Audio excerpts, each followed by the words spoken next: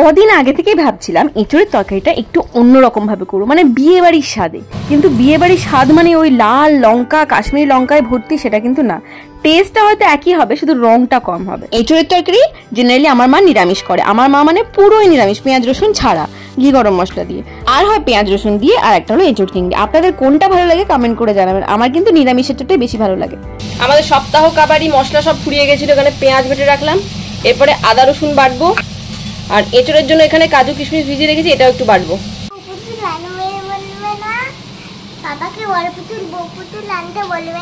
আমরা গিয়ে নিয়ে আসবো একসাথে।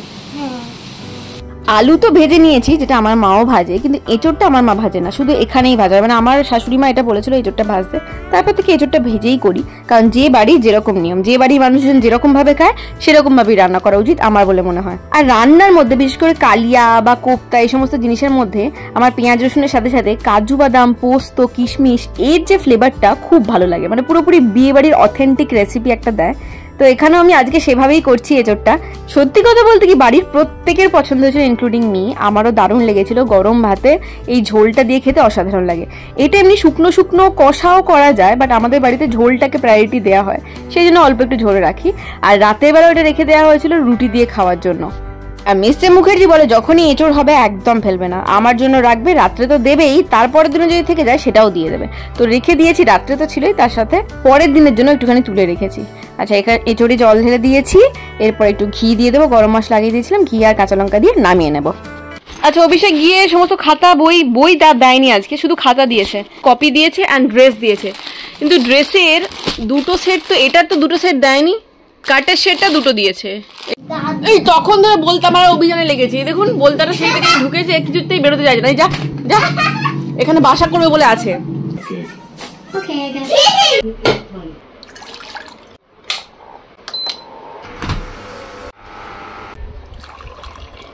Good evening everyone. দুদিন তাড়াতাড়ি ঘুমিয়েছি, তারপরের দিন রীতিমতো মাসুল গুনতে হচ্ছে। রাত্রেবেলা এডিটিংটা যদি না সেরে রাখি, তারপরের দিনে এডিটিং প্লাস সেদিনের কন্টেন্ট, শর্টস, কোলাবোরেশন, নদী, সংসার সব পুরো মাথার উপর চেপে বসে। সকাল 6:30 থেকে কাজ শুরু করেছি, নন স্টপ 5:30 পর্যন্ত।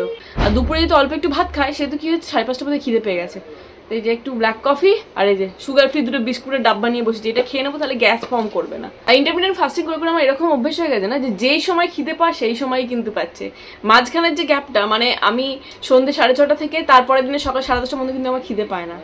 বাকি টাইমটা যখনই খাওয়ার টাইম তখনই খিদে পেয়ে যাচ্ছে। তো এই হচ্ছে ব্যাপার, সবই অভ্যেস ভাই।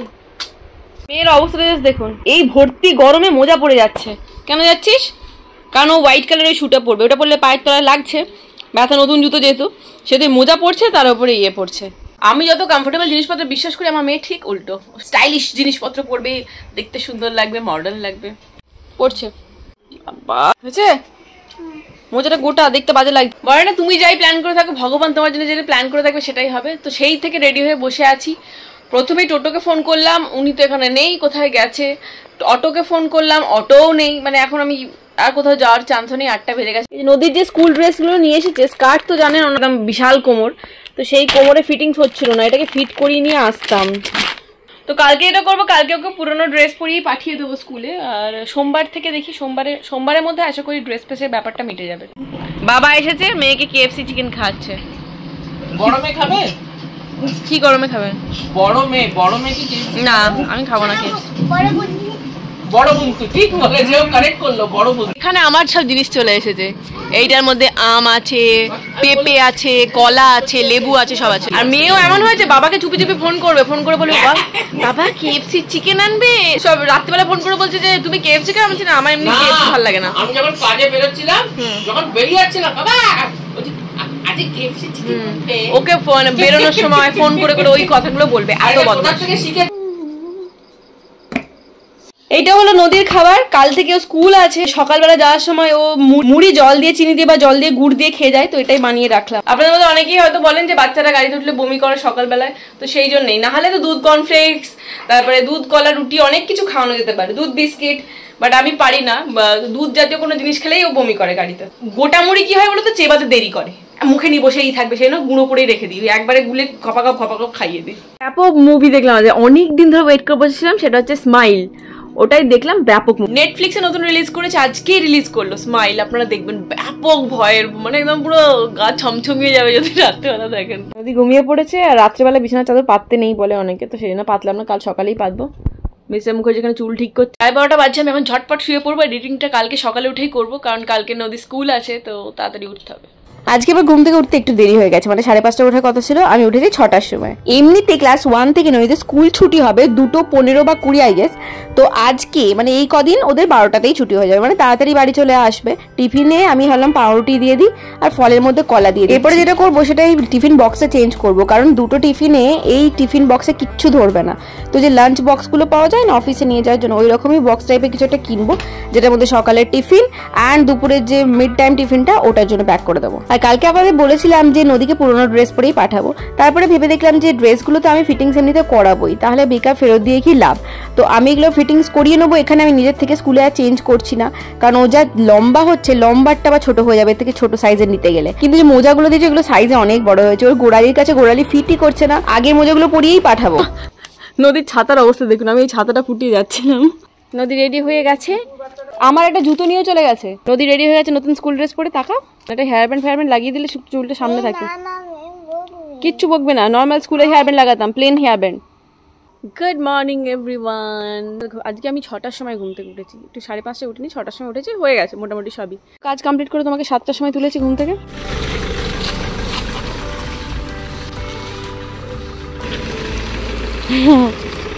ওকে, নদী অনেক দিন পর স্কুলে গেল, কিরকম একটা লাগছে, ফাঁকা ফাঁকা, মানে মাঝে মাঝে মনেই পড়বে না যে আবার স্কুলে গেছে, মানে উপরে আছে। অবশ্যই সে কাল থেকে পেন্ডিং করে থাকা কাজ, বিছানার চাদর পাতা, যেহেতু এইটার বালিশের ওয়ারগুলো সেরকম নোংরা হয়নি, এই তো 2 দিন হলো পেতেছিলাম, চাদরটা কেচে নিয়েছি, আবার ওই চাদরটাই পেতে দিলাম। আচ্ছা, আপনারা জিজ্ঞাসা করছিলেন যে বিছানার চাদরের নট কিভাবে বাঁধি, তো চারদিকে 4টে নট বেঁধে যদি ভালো করে গুঁজে দেন তাহলে বিছানার চাদরগুলো না উঠে উঠে চলে আসে না, খুব ভালো কাজে দেয়।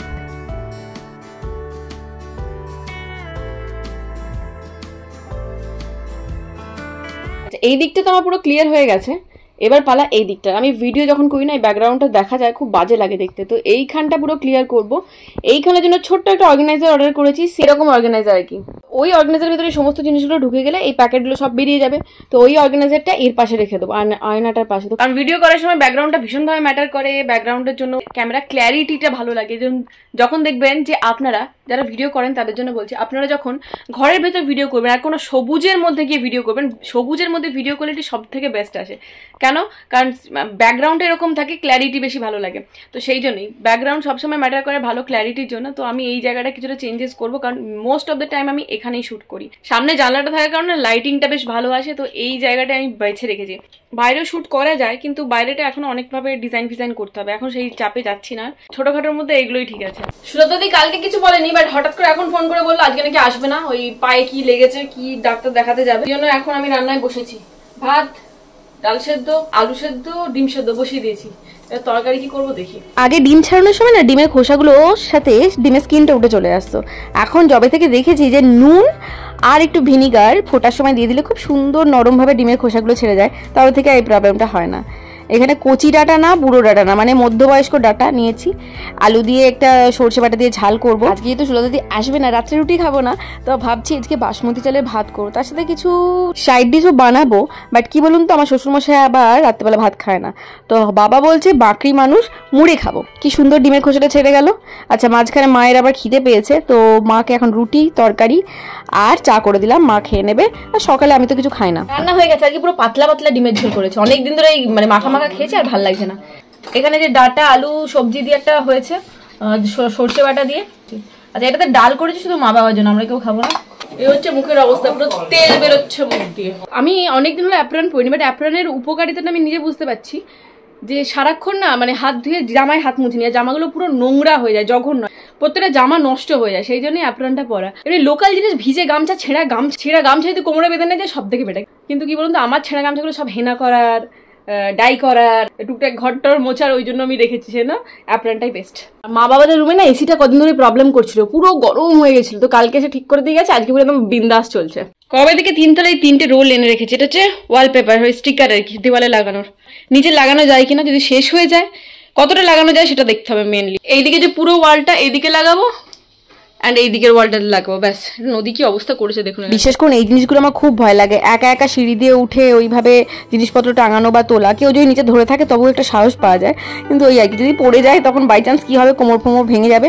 এমনিতেই আমার রাশিতে লেখা আছে যে কোমর ভাঙার চান্স আছে উপর থেকে পড়ে। একা পক্ষে না টাফ হবে না, আরেকজনকে থাকতে হবে, বারবার নিচ থেকে নেমে এইগুলোকে দেওয়া, রোলগুলোকে ধরা, ঠিকঠাক করে প্লেস করা, ঠিকঠাক করে দেখা যে হচ্ছে কিনা। উপরে উঠলে না বোঝা যাবে না যে কতটা গ্যাপ থাকছে, সোজা হচ্ছে কি বাঁকা হচ্ছে, তো সেটা কাউকে থাকতে হবে, রাত্রেবেলাই করতে হবে এই জিনিসটা, মিসেম করে সামনে থাকলে। এরপর আমি সমস্ত ভিডিও এডিট করে তারপরে ছাড়বো। সুলতা দিয়ে আসবে তো জানতাম না, আসবে না তো আমি জানতাম না, সেটা এডিট করেও রাখিনি, মানে হাফ এডিট করে রেখেছি, বাকিটা এডিট করে এইমাত্র ছাড়বো। তো দেখা হচ্ছে নেক্সট ভিডিওতে, ভালো থাকবেন, বাই।